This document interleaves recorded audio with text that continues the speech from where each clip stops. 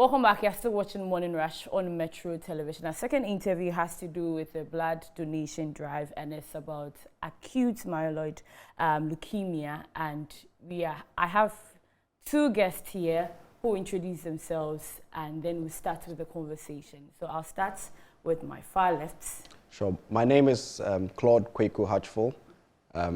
I am a CEO and co-founder of a company called Dreamoval Limited, a fintech license in Ghana. Okay.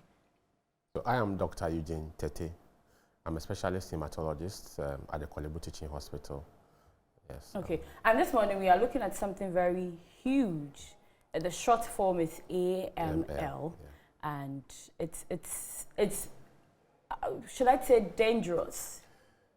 Yeah, it's I won't say dangerous, but it's it can be fatal. It can be dangerous. The full meaning is acute myeloid leukemia. Yeah. And once you hear leukemia, then you know we are talking about blood. Most of you will hear about it as blood cancer. Yeah. Yeah. But that's not the only blood cancer. There are several others. But AML is one of the most. It's very fast, very drastic. So its toll is quite severe. Severe, yes. What makes it different from the other cancers? Yeah. So the myeloid the myeloid leukemias usually there are four main types of leukemias. Acute and chronic. Yeah. So AML is one of the acute leukemias, and as the word says, acute. So within 3 months, I'm sure Claude, if you give him time, he will talk about his story. But yeah, within 3 months, 6 months, everything goes down. It's like somebody you see him in 2 weeks, you see her in 2 weeks' time. She's sick. Today this, today that, today the next time she's changing, and then the things just keep coming, and that's how it is. Very fast. Yeah. What causes it, doc? So basically, nobody is able to tell what really causes it. What we know are what we call risk factors. Okay, so we know that if you're exposed to certain chemicals, certain radiation, if you've had certain conditions. Some people are born with certain predisposition. Our brothers and sisters who have what we call Down syndrome, they have a higher risk of getting AML. But basically, all these are risk factors. They are not really. It's not to say that once you are exposed to a certain chemical, you get it, or you do this, you get it. But in most people, we are not even able to link the causative thing to what's really happening, because these things take time to develop. Yeah. So by the time you realize it, by the time you even get to diagnose it, it's too late. The person is going down. So, in a way, is it inherited? There's a genetic part. Okay. I would say inherited, but it's a genetic predisposition. Okay, which you can have and still not get it. Okay. But if you have it and then you have a trigger, an environmental trigger factor, then you get it. So when the two come together, then you get it. And the thing is that most of the time, because it's very fast, you need early detection and prompt action. Prompt action. Yeah. And that's one of the reasons why Claude is trying to do Claude, this. Before the interview started, you were sharing an experience how this whole leukemia came into your family, not percent your family, your wife. Yeah. So I'll just allow you to just take us through the experience and everything that happened. Sure. Thank you very much. So, this started, I traveled and I just got back into the country, and we went to church, and right after church, she said she was tired, extremely tired, right? So went to the hospital, and they were they did a blood count, and they noticed that one of the, parameters was really low. So we were asked to rush to an emergency center. As time went on, trying to figure out what it was, we eventually ended up at Korle Bu, where we met Dr. Eugene Tete, and she was admitted, and all the tests were done, and we understood that it was AML, right? So that's how it happened. It was really fast. It was really fast. Yeah, within which month? Because so that'll be November last year. Okay. Right. So the week before, we're fine, looking forward to Christmas. Next thing, we spend the whole Christmas in Korle Bu. Yeah, and it's extremely fast, and just we were in shock. We didn't expect such a thing to happen to us. And we always thought of it as a remote thing that, you know, happens to other people, Yeah, right? yeah, So it's like leukemia and a very acute form of it. Yeah. And she was deteriorating with time. With Yeah. time. Yeah. Prior to whatever that happened, Yeah. did you have the knowledge about this AML? Not at all. You know, you watch it on movies where Yeah. you see, you know, somebody with maybe they've lost their hair. Their hair. And, yeah, but it was really remote until, you know, it happened to us. Yeah. Look, with this, that it's really fast. It's so sad. I will say it's drastic. It's drastic. I We mean, can't it's- get any signs and symptoms. Yes, so the first thing is, as Claude said, so she complained about being tired. So Tiredness. yeah, so what happens with leukemia is that blood levels start going down.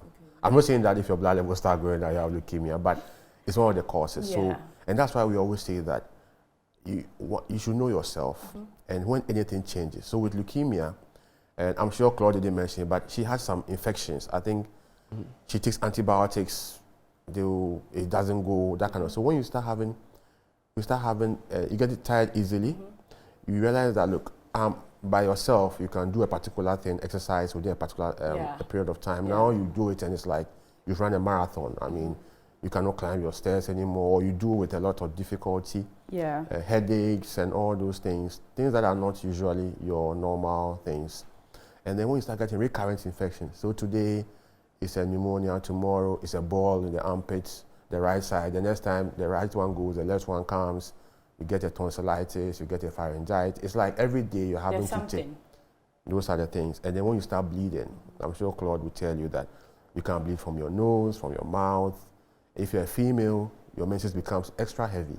So if you know your normal menstrual period, you realize that, oh, this time 10 days, 12 days, 2 weeks, Yeah. sometimes a whole month, I'm still seeing blood. Then you know that. There's a problem. So basically, the signs and symptoms, because it can affect, because it's in the blood, it affects every system. So the main thing is that you should know yourself and then act on the changes. So Yeah.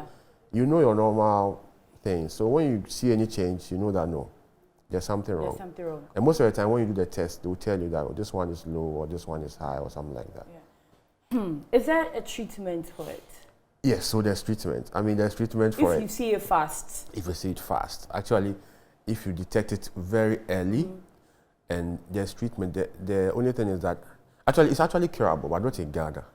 Okay. Yeah, there's a cure called, we use what called bone marrow transplant. I'm sure you've heard about it. Yeah, movies. Yeah, Yes, in in movies, yes. Yes. It's not in Africa. Then the war comes to, it's South Africa that comes to mind. Okay. Yes, in Ghana we are not there yet.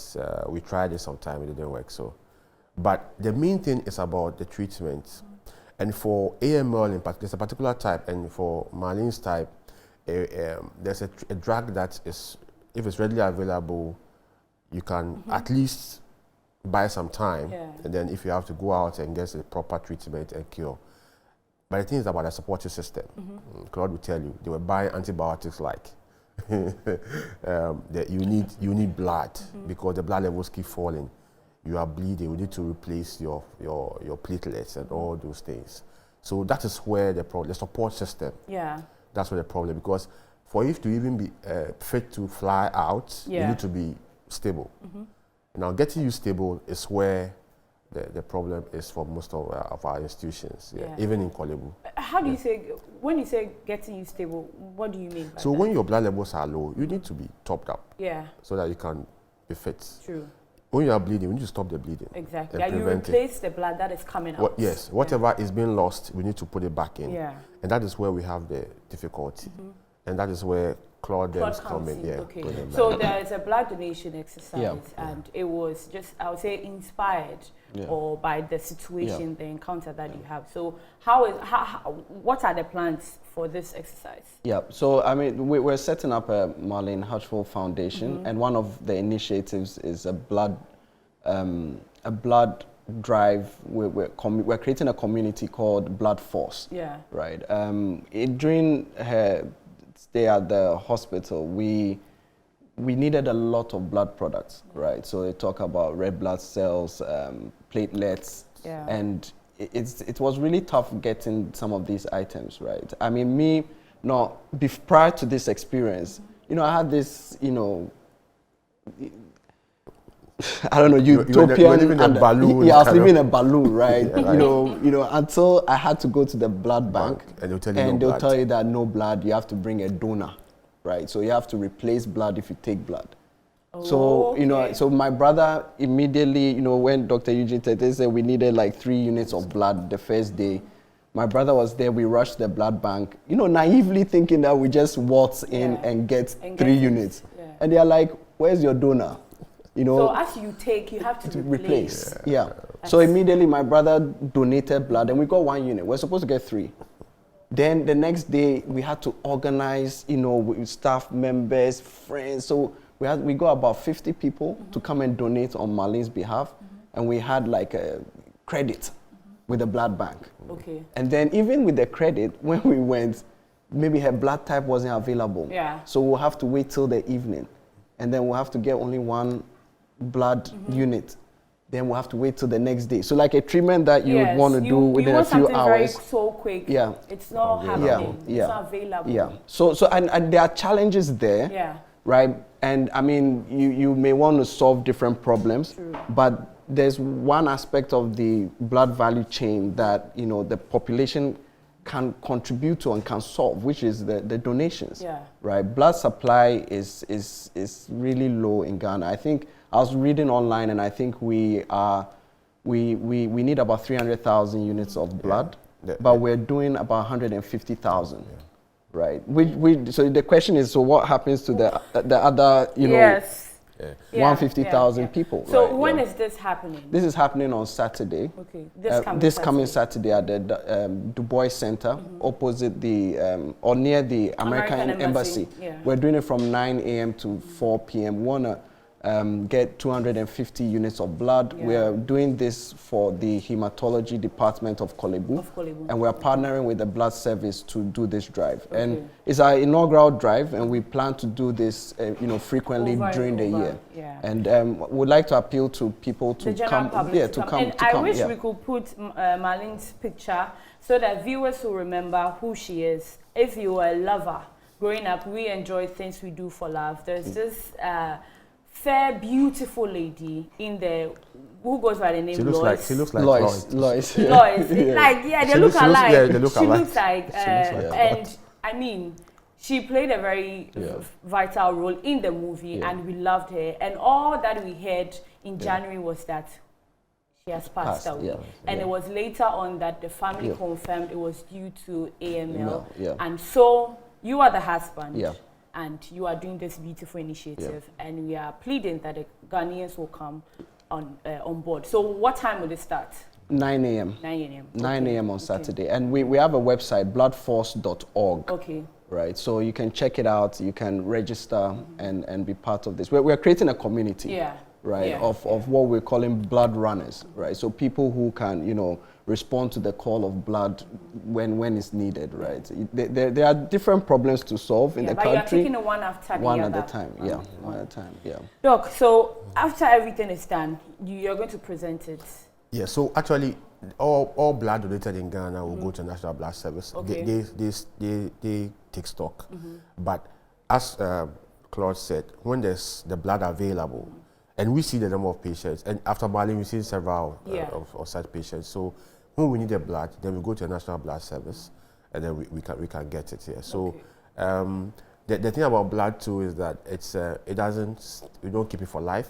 35 days is gone, it's expired. So as Claude said, this has to be a regular thing, and we need people to volunteer. To volunteer. I mean, that's Marlene on the screen, and this is one of the scenes that in Things We Do for Love, you know that she was a hard girl.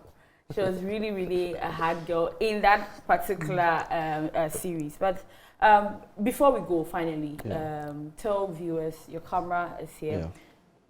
It has happened to you. You don't want it to happen to any family.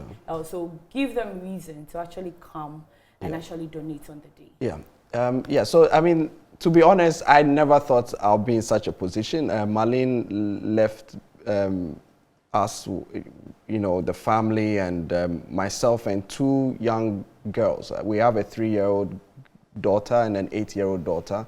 And I mean, this can happen to anybody. It was really tough, you know, going to the blood bank and being turned away in that period, we saw different people of different classes. I mean, you know, I'm a CEO, that didn't matter for anything, right? And so, yeah, it didn't matter at the time, right? I was helpless. And so I'd like everybody to, you know, just come out, let's contribute, even if not for blood force, right? Regularly donate blood, right? So that we can solve this problem. We just need 300,000 units of blood yearly, and we're about 30 million people, right? So let's try and do this, and let's try and fix this once and for all. And so please do come. You know, there are different issues. There's surgery. I think the surgery unit, they need blood. I heard that if you're doing a maternity, But we are taking it one step at a time. Yeah. So please do come around, and let's try and solve this problem permanently. True. Just not this Saturday. Yeah. Let me just add, the last thing is that don't look at yourself and say that I'm not qualified. The qualification to donate blood, it doesn't depend on you. We have, when you come, you'll be screened, you'll be tested on site.